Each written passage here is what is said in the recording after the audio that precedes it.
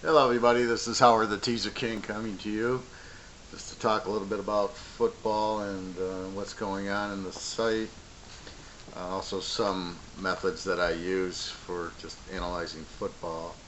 Real quick note, I've been on fire in my pro picking and I noticed I've been doing good, but I haven't really looked at everything, so I did a rundown of my stats. And 2 weeks I only had one loser. 3 weeks. 2 weeks I was 10-1. 1 week I was 12-1.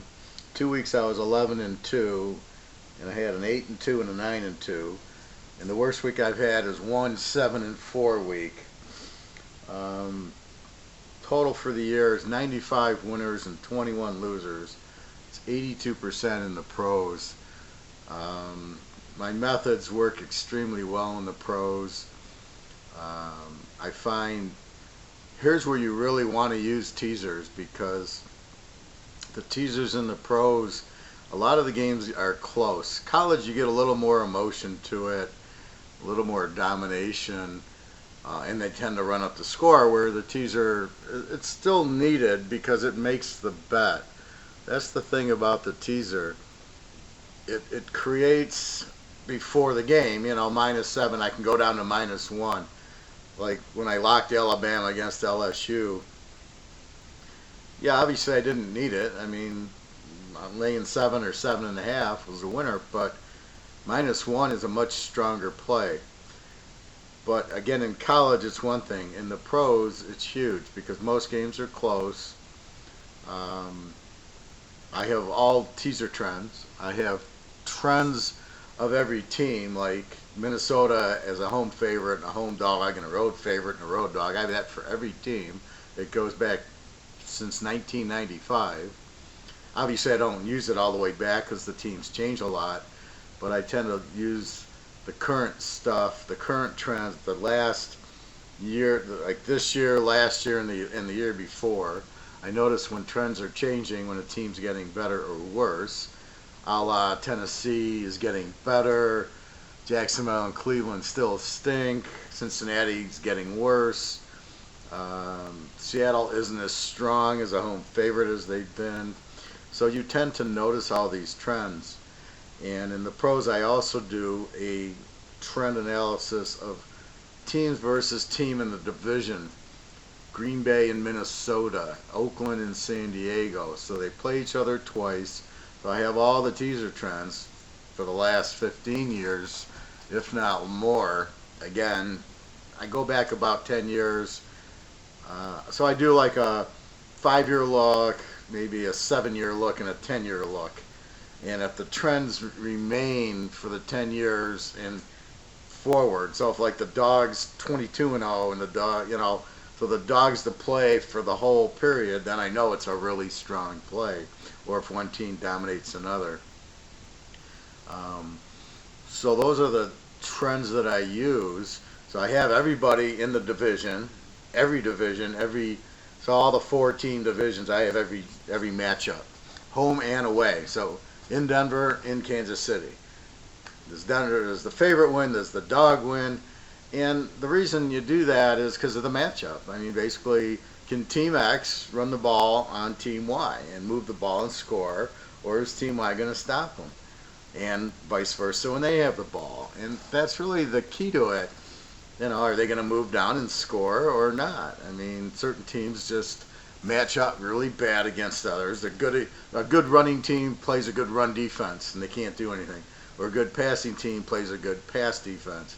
Or vice versa, a good passing team plays a weak passing defense. And that's really what you're looking for. So I have all that nailed in the pros. I have a great eye for talent. I bet against weak teams, but I know who the weak teams are. And I have a good eye for betting on the strong teams. So generally, I'm nailing that. I've also come up with conclusions on the over-unders. Basically, like teams like Green Bay and Indianapolis, who have great quarterbacks and no defense, are going to score a lot and give up a lot and tend to be an overplay. Teams like the Rams and Minnesota, who have great defenses and no quarterbacks, tend to be underplays. So in the right spot it works. Really, Green Bay against a stronger defense, I probably won't play over. But Green Bay, for example, Green Bay played Atlanta. I went over in the game and I won it easily. But here Atlanta played Philly last week, so you got a really strong over team playing a really good defense, and the game didn't go over. So you got to match it up properly with a strong offense playing a weak defensive team where they're going to be able to run up the points. And the difference in college, you'll get like a South Florida playing, Tulane, or playing like a Temple or a Navy. The over-under is 70 points. Well, I know there's more plays in college because they blow the whistle for first downs and things like that, but it's hard to hit it's hard to bet 70, 75 point over-unders. In the pros, they're all in the 40s and 50s. I mean, even the Green Bay Indy over is only a 52, which with the teaser is a 46. And when you look at it, 28-20 it covers the 46. And for them to score in the 20s in the pros, when they're not facing a really strong defense, is not asking too much. So I have all these trends, and they're all hitting very well. Thus the 82%. And it's funny, of the 21 losers, it's like the Bears beat Minnesota or Miami beat the Steelers. I mean, and they're always very sound bets that should win 9 times out of 10. And I always refer to it as like pocket aces losing. I mean, you get pocket aces, you should win every time, but you won't. It's the same thing here. You got Pitt losing at Miami. I mean, it happens, but it shouldn't. Or Minnesota losing at Chicago. It should. Minnesota owned Chicago in Chicago, but it happens. So it happens, and that's why it's 82%, not 100%. But a very strong. It's been like this the whole year. It's just been. If I struggle picking a team, I can usually pick the over/under in the game. Some games you just I have no idea how this team's going to play that team. But like Indy, if Indy plays, like I said, let's say they play Atlanta, I can't pick a winner in the game. Well, Indy played Green Bay. Here's a perfect example a few weeks ago. And the spread was Green Bay -7. And I was like, well, I can't trust Green Bay -1. I can take Indy in 13, which is okay, but the game's in Green Bay, and they have a terrible defense. So I really couldn't pick the game, but it was very obvious to take the over. I believe I did a video on it a few weeks ago, which you can just go into my channel and you go back a few weeks and you'll see me picking that game, and I picked the over. And that's really where I think it's making me hit this 80%, 82% to be exact, 95-21. But it really helps it because I probably would have played Green Bay -1 and lost, but instead it's go over, and the game was over early third quarter. They scored so many points. So really, that's what you look for. Now again, that's my specialty, is understanding talent. And I think that's what separates me, because I'm a high-level analyst and a very analytical math mind as well as people mind. I'm very good at poker, at reading things. I can tell good quarterbacks and bad quarterbacks, and good coaches and bad coaches. So because I can tell that, I can play the good quarterbacks versus the bad quarterback, or when I see two good quarterbacks, I know it, and not everybody else does. And that's, I think, the difference between me and all the other handicappers. The handicappers are more or less guessing. Maybe they're using stats. Who knows? I saw one last week, made me almost throw up. One of my clients shows me his guy's sheet, and it said, well, in week 10, this team is very good or very bad. And I just rolled my eyes. How can a handicapper use a week 10 as the way of picking games? Could you imagine? Because who knows what happened week 10? And who knows what happens 5 years ago, especially in college, where the coaches change. Like Michigan, they have Harbaugh now. They didn't have Harbaugh before. They had Brady Hoke. You can't use any of the trends in Michigan. it doesn't matter. The trends are useless because it's a different coach and a whole different system. Now, if it's like Urban Meyer, you can use the trends, and Nick Saban, you can use the trends, and most of the big coaches who have been there for a while, you can use the trends. But when you go from a Brady Hoke to a Jim Harbaugh, you can't use any of the Michigan trends. They're useless. You can only start with the Harbaugh trends. So that's why I laugh about, well, on week 10, this team's on fire. And people are paying for this bullshit information. It blows my mind. I can't, here I give direct, very strong trend analysis with exact reasons of matchups and this quarterback and that quarterback and this team's this, good offense, good defense, good passing. I nail it right down to the thing. I have the trend analysis of team versus team, not what happened in week 10 or week 12 or on a rainy day or on a grass field. This is what happened. I mean, it's such bullshit. So please, if you see those type of trends, just ignore them. They're meaningless. They're stupid. And if that's the best the guy can come up with, I would just laugh at him. I'm giving you cold hard facts of teams, Detroit and Green Bay. Green Bay wins that game every year. Green Bay wins it this year. Very simple, very to the point. I got the trend of Green Bay versus Detroit for the last 10 years, the last 5 years, and you can see what happens, and Green Bay always wins at home. And in Detroit, you take the underdog. I know that. It doesn't matter what week they play. I mean, according to this other guy, well, if they played on week 10, then Detroit would win, but if they play on week 11, Green Bay would win. It's insane. Now, what I do know is, from watching this my whole life, is that now in the season, I try to find more underdogs because there's a lot more upsets, because there's a lot more injuries. And everybody's injured, everybody's playing injured. I just look for the key injuries. If Tom Brady got hurt, does Joe Montana got hurt, did Terry Bradshaw get hurt, did the star get hurt? If not, the linemen are linemen. They can bring in another lineman. It's not that hard of a position to play. If like Von Miller goes out, okay, I won't play Denver, but like Taqib Halib's out, right? So Oakland doesn't throw on Taqib Halib. They ran it down Denver's throat, which is a very good way to attack Denver because they're good against the pass. They put a big pass rush and they got a great secondary. So it was a brilliant game plan by Oakland to run right at them, and every team should do that, and every team would beat Denver, provided you have the line and the running attack to do it. But then Denver goes to New Orleans, and you go, oh my God, New Orleans is going to kill them. To keep Talib's out. Yeah, but the problem is Von Miller's there, and he's going to put pressure all over Breeze, and it's going to be tough.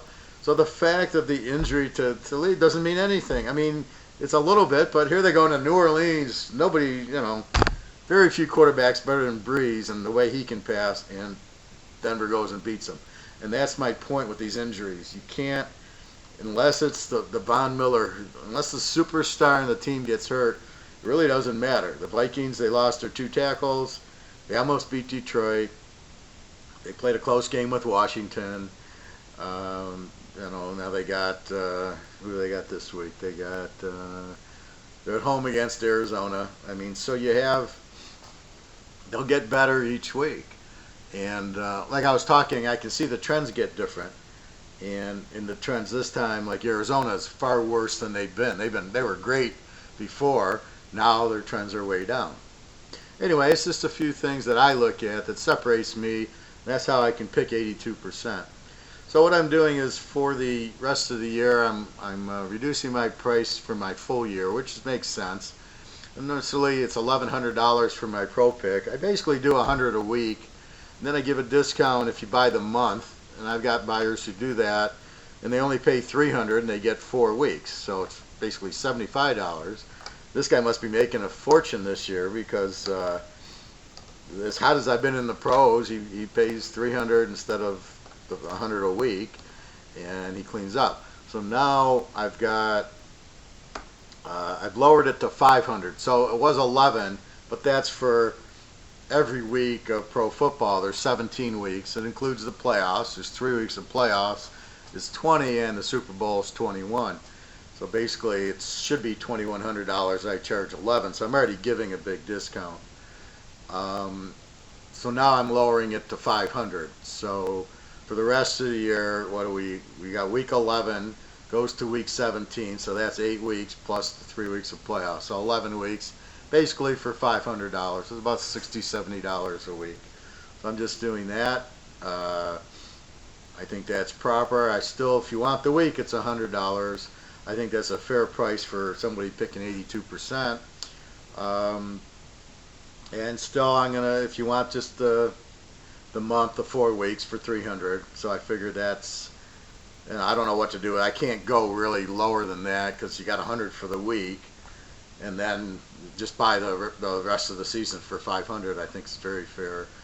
And then I lowered the locks. I don't have my figure on the locks. It's probably in the 70% range, maybe 75. I don't know. I gotta research that. But in the locks, I've also, it was 125 for the week. I lowered it to 65 on a special. Now I made my normal price 77 to help people who can afford it. And then for the year now, I made that 500 for the rest of the year through the Super Bowl. And that would include the college. You got the college, the divisional game, like the Big Ten championship and the SEC championship.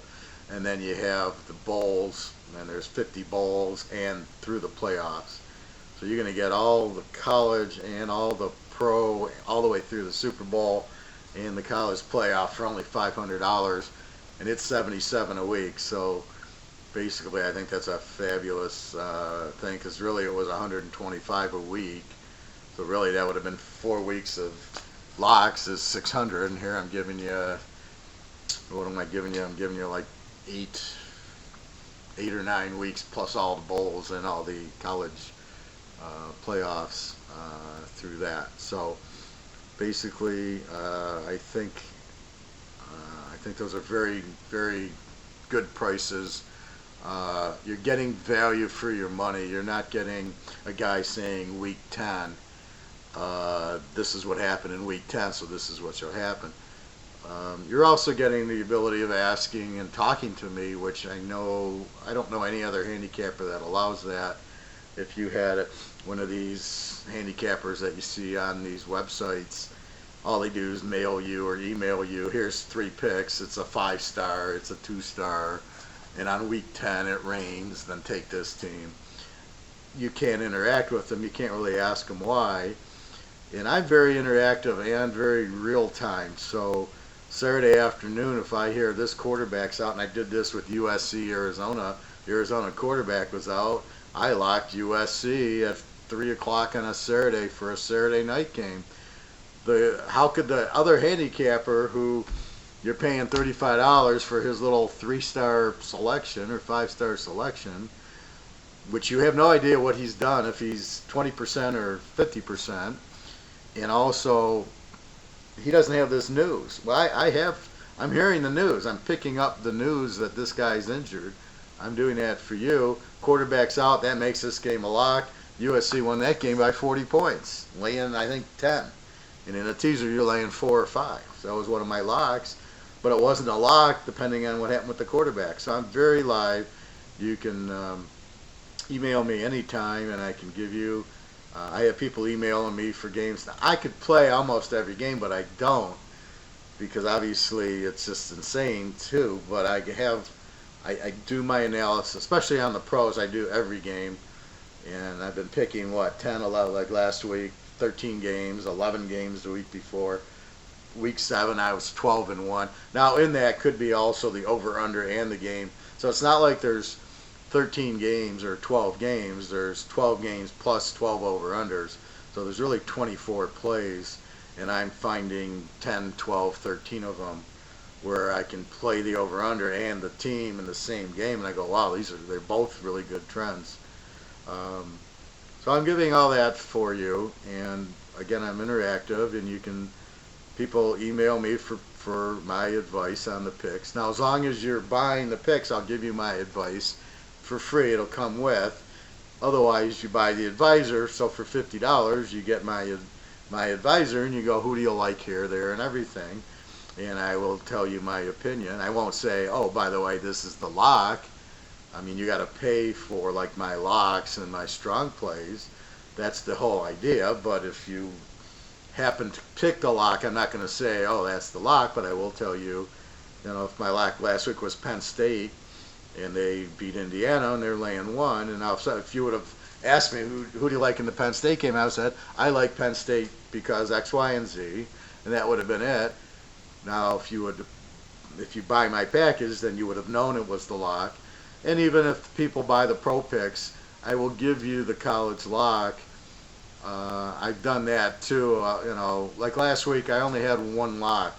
So, the guy buys the lock. He says, "This is it. Don't you have a pro lock?" I go, "I really don't, like that game strong enough to lock him, but I have some really strong plays." So I gave him the Dallas game as a real strong play over Pittsburgh, and Dallas wins the game. But Dallas getting 9 is very strong as a road underdog. See, and that's where I get back to my trend analysis. Dallas 17-1 as a road dog, 8-1 against the number this year in a teaser. Very strong play to take Dallas. So it should have been a lock, but I respected Pittsburgh at home. I don't want a lock against Pittsburgh at home, so I just played the game Dallas, not the lock, and that's how you save money. And you still make money, but you don't kill yourself, and then Pitt wins by 30, and you're going, I shouldn't have locked against. It's like locking against Alabama or Ohio State. You just don't do it. They're the best teams. You don't lock against the best teams. You very rarely pick against the best teams. So that's some of my angles. A lot of trend analysis and a lot of understanding. I look at the quarterbacks, the coaches, the defense. Some of these teams are really screwing me up, like a Michigan State who loses to Maryland and then plays Michigan really tough. And I'm like, which team are we getting here? I mean, if they would play the way they did against Michigan in all these other games, they would have won all the other games. So where's that effort when they're not playing Michigan? Why is the effort against Michigan different than against Maryland and Illinois? And I'm surprised they beat Rutgers, to tell you the truth.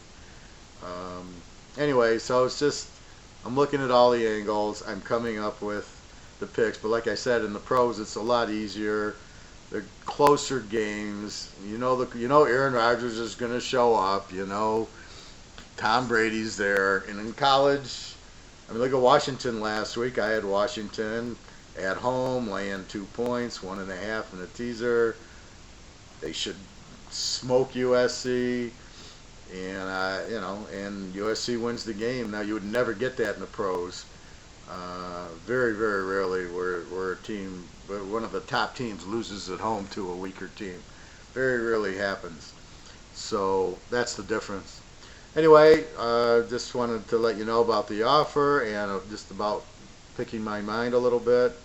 And again, you sign up and then you can ask me for other picks. I play 5-team teasers for people. I'll give them my best 5 or the 5 I would play or the 5 I do play. Or, I try to get the best 5, and then I just get 20%. So they bet and they win $500. I get $100. They get 4, and I provided the information, the picks, so they could win, because otherwise they couldn't win. So it's, I think, fair for everybody. This way I get rewarded in my picking, and they get rewarded. All they had to do is make the bet, and they get $400. They win $400, and here's your 100, but I wouldn't have won it without you. I did that with another customer, and we hit a 10-teamer for $1,000. So I get $200, and he gets $800, and I gave him 10 winners, and they all won. So it happens. It happens fairly. It's not very difficult for me to have 10 winners, as I just read off. 1, 2, 3, 4, 5. 6 times out of 10 weeks, I've had 10 winners in the pros. And the other, I had a 9 and 2 8s and a 7. That's sick. My worst week's 7 and 4, and then it's an 8 and 3, and a 10 and 3, and everything else is in the 80 percentiles. And then how sick is a 11 and 2, a 10 and 1, a 12 and 1, a 10 and 1, and an 11 and 2. And I don't do it one week. I do it consistently 5-6 weeks. So it's just huge, and I just have a very good knack for, especially for the pros. I still pick college very well. I just tend to play a lot of games, so there's a few that happen. But again, keep in mind, I'm not looking at percentages. I'm looking at bottom line dollars, and I'll play games, but I'll play them for 5 units or 7 units, and then I play a 15 unit. So if the 5 unit loses and the 15 unit wins, you can't say you won one and lost one. No, because I won 15 and lost 5. So I'm up 10 units. It's all about the units. And that's really what you're looking at. And that's really what I'm showing on my site is, here's the pick. I've actually added a unit box now. So when you see the units, it'll say $1,500 and then it'll say 15 units. And that's basically what I'm telling you, how strong I like it. The more units, the stronger I like to play. And I resort back when I was a kid, and I paid $25 to this guy in Florida, and he would mail me a letter on Wednesday, and he'd give a 60 or 70% trend on this, North Carolina playing Virginia. I like North Carolina, 72%. And I looked at it, and first I handicapped it, and then I looked at his, and I go, okay, maybe he knows something. I wouldn't bet it if I didn't like it, which I recommend. If you don't like one of my picks, don't bet it. I mean, I'm not 100%. And if you have a feel on a game, if it goes with, then it's fine. But if we clash, then just leave it alone, or you can play your game. The goal is to win. So after that, then he gave one game. He gave Florida State over Oklahoma in the Orange Bowl as a 92. Now, most of his games were 60s and 70s, so I didn't pay much attention to him. But when I saw the 92, I hit it for $2,000. This is in 78, 79. I mean, 1980. It was a very long time ago when $2,000 was a lot of money, and I was sweating my ass off. And Florida State was way up, and I was getting points with them, so it was beautiful. And I think Oklahoma ended up winning, but I had 13 in Florida State. But the thing was, when I saw the 92, he liked it stronger, and that's why I do locks, and that's why I say this is a 7-unit play, this is an 11-unit play. And really, when you see that, sometimes I'm just putting a play out because I like it, and sometimes it's a real strong play.